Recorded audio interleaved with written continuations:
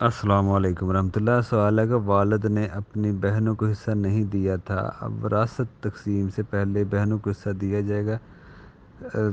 دیکھیں، اس میں پہلے تو بات یہ ہے کہ سب سے پہلے جب بھی وراثتی مسئلہ بنے تو فوراً ہی ہم جن کے حصے بنتے ہیں وہ دے دینے چاہیے، اتنی تاخیر نہیں کرنی چاہیے، نہیں اس میں پھر بہت ساری خرابیاں پیدا ہوتی ہیں۔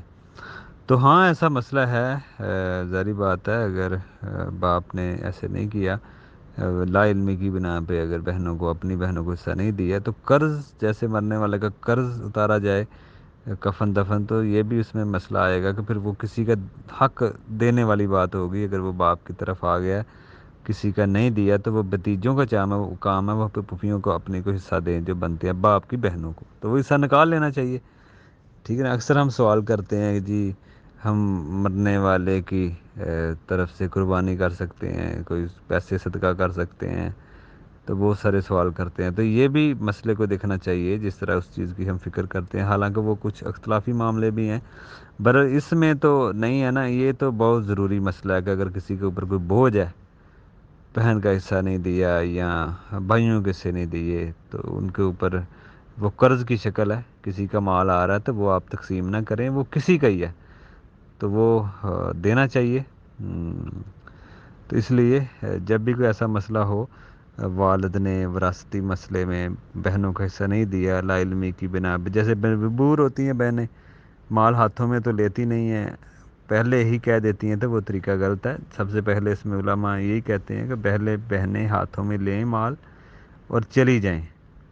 وہ مجلس چھوڑ کے چلی جائیں جہاں پہ وہ بیٹھی ہیں، اور بعد میں دیکھا جائے گا کہ وہ کسی کو دیتی ہے کہ نہیں۔ یہ جو ہمارے ہاں طریقہ ہے کہ بہنوں سے مجبوری سے آنا ہوتا ہے، گھروں میں آنا ہوتا ہے، بھائیوں کے ساتھ اچھے تعلقات کی وجہ سے، کہ بھائیوں کے ساتھ پھر وہ چیزیں نہیں رہیں گی، آنا جانا،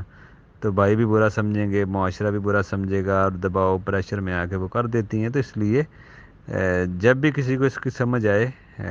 تو وہ کرنا چاہیے، مسئلے کو سیدھا کرنا چاہیے۔ باپ نے اگر اس چیز کو دھیان سے نہیں رکھا یا اس توجہ نہیں دی، تو برحال خوشی خوشی اگر ان کو دیں، عورتوں کو آپ بہنوں کو دیں،